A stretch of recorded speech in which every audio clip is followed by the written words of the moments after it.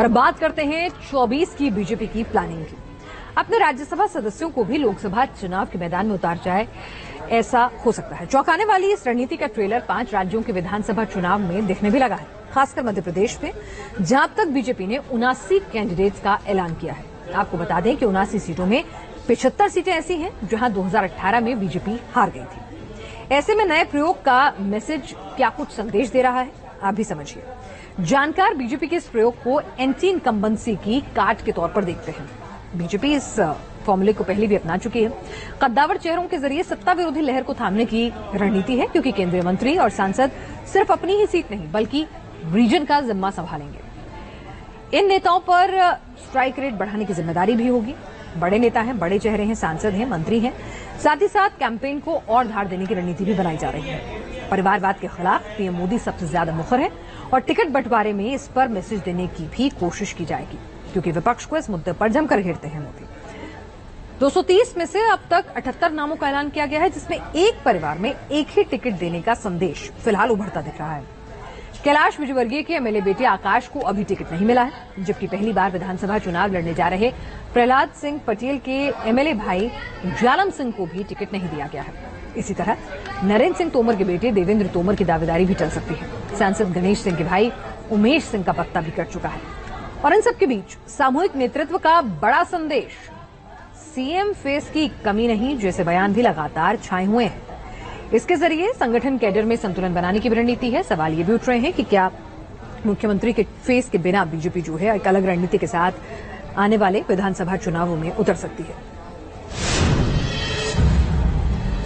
सामूहिक नेतृत्व, पीएम मोदी का चेहरा और अमित शाह की टॉप टू बॉटम वाली रणनीति। बीजेपी इस त्रिकोण के सहारे मध्य प्रदेश के कांटे के मुकाबले में कमल क्रांति के लिए जोर लगा रही है। कद्दावर चेहरों को उतारकर बीजेपी ने एक बड़ा प्रयोग कर दिया है। अब समझिए, एक एक सीट पर बीजेपी एक कैसे सधी हुई फील्डिंग सजा रही है।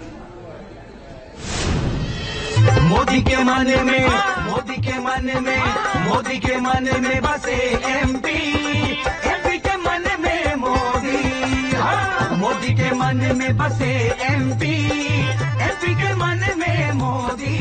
कांग्रेस ने साधन संपन्न मध्य प्रदेश को बीमारू बना दिया दोस्तों, बीमारू बना दिया।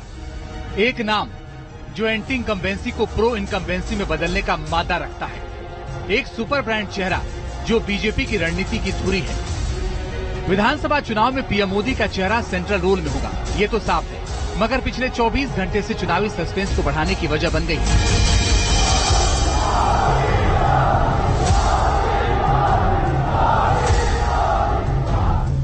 39 उम्मीदवारों की बीजेपी की दूसरी लिस्ट, जिसमें बीजेपी ने बड़े खिलाड़ियों को पिच पर उतार दिया है।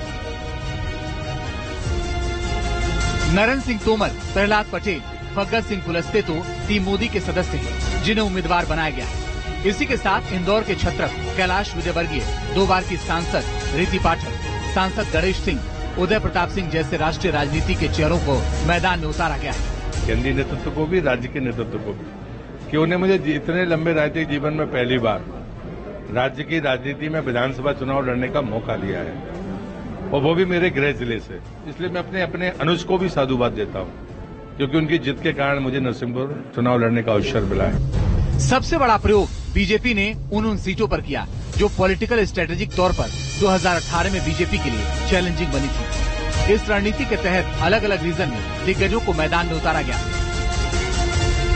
मालवा के छत्रक कैलाश विजयवर्गीय ने आखिरी बार विधानसभा चुनाव 2013 में लड़ा था। इसके बाद वो राष्ट्रीय राजनीति का अहम चेहरा बन गए। इसी तरह ग्वालियर चंबल के छत्रक नरेंद्र सिंह तोमर ने आखिरी बार विधानसभा चुनाव 2003 में लड़ा था और जीते थे। महाकौशल से प्रहलाद पटेल और जबलपुर के सांसद राकेश सिंह ओबीसी राजनीति के धुरंधर मैदान में हैं। इसी तरह विंध्याचल की सीधी सीट से 2 बार की सांसद रीति पाठक, 4 बार के विधायक केदारनाथ शुक्ला की जगह उम्मीदवार बनाई गई। इतने बड़े वरिष्ठों के साथ मेरा भी नाम जोड़ा गया है। मैं तो बहुत एक मामूली सी कार्यकर्ता हूं और बहुत पिछड़े जगह से आती हूं, और भारतीय जनता पार्टी के दोनों ही नेतृत्व ने मुझे इस क्षेत्र के लिए बहुत कुछ दिया है। तो मेरे लिए खुशी की बात है कि इतने बड़े बड़े चेहरों को विधानसभा चुनाव में या हमारे प्रदेश के नेतृत्व के लिए उतारा जा रहा है। पटाखे फूट रहे हैं, एक कार्यकर्ताओं का और जनता का विश्वास जो भारतीय जनता पार्टी के ऊपर है वो और ज्यादा बढ़ गया। और ये रणनीति हमारे कुशल रणनीतिकार अमित शाह जी की है, जिन्होंने हम सब लोगों को कहा कि वापस एक बार मैदान में उतर जाओ, तो हम उतर गए। एक एक सीट के लिए बीजेपी ने तगड़ी फील्डिंग सजाई है। इसी में एक और नाम सामने आया, मोनिका बट्टी का। कांग्रेस के कमलनाथ के गढ़ छिंदवाड़ा की अमरवाड़ा सीट से बीजेपी ने मोनिका बट्टी को मैदान में उतारा।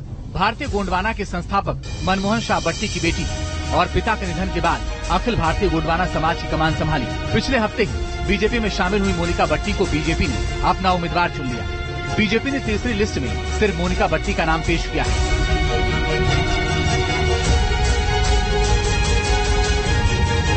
देश के प्रधानमंत्री खुद कांग्रेस से डरे हुए हैं और वो भय भाजपा की लिस्ट में सामने आ चुका है। मैं उन तमाम तमंचों के दुख में शामिल हूं और फिर कहना चाहूंगा आप लोगों के माध्यम से कि ईश्वर उन्हें इस दुख को सहने की असीमित क्षमता और शक्ति प्रदान करे। बीजेपी डबल इंजन फॉर्मूला यानी मोदी शिवराज के कामों पर जीत का दावा कर रही है और सामूहिक नेतृत्व में मैदान में उतरने का दम भर रही है। इन सब के बीच अब नजरें बीजेपी की चौथी लिस्ट पर टिक गई हैं। Team news nation. और यहाँ रुक रहे एक बहुत ही छोटे से ब्रेक के लिए, जल्द लौटेंगे कुछ और बड़ी खबरों के साथ। आप देखिए न्यूज नेशन।